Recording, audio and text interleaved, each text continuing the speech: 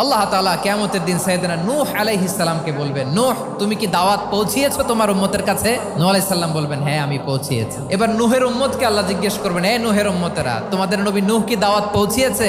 নূহের উম্মত বলবে, না আল্লাহ, কোনো দাওয়াতও আমরা পাই নাই, আপনারাও চিনি নাই, জান্নাতও চিনি নাই, জাহান্নামও চিনি নাই। নূহ আলাইহিস সালাম বিপদে পড়ে যাবেন। তখন আল্লাহ বলবেন, নূহ তোমার পক্ষে কোনো সাক্ষী আছে? নূহ আলাইহিস সালাম বলবেন, আছে। কে? উম্মতে মুহাম্মাদি। তখন আমরা বলবো, আল্লাহর নবী নূহ আলাইহিস সালাম তিনি আপনি যা যা বলেছেন ঠিক তা তার উম্মতের কাছে পৌঁছে দিয়েছে। এবার নূহের উম্মতের সাথে আমাদের ঝগড়া লাগবে। তারা বলবে, তোমরা আসছো আমাদের হাজার হাজার বছর পরে, তোমরা কি করে জানলা? তোমাদের সাক্ষী ধর্তব্য হবে না? আমরা তখন বলবো, আমাদের কোরআনে তোমাদের নবীর নামে আল্লাহ তাআলা একটা সূরা নাজিল করেছেন, সূরাতে নূহ। দিন রাত এক করে তোমাদের কাছে তিনি দাওয়াত পৌঁছেছেন, সব আমরা জানি। আমরা যখন বলবো এই কথা, নূহের উম্মত চুপসে যাবে। তখন আমরা সত্য বলেছি কিনা এটা আল্লাহ তাআলা জানতে চাইবে বিশ্বনবীর কাছে। তখন বিশ্বনবী আমাদের পক্ষে সাক্ষী দিবেন। আওয়াজ করে বলেন আল্লাহু আকবার।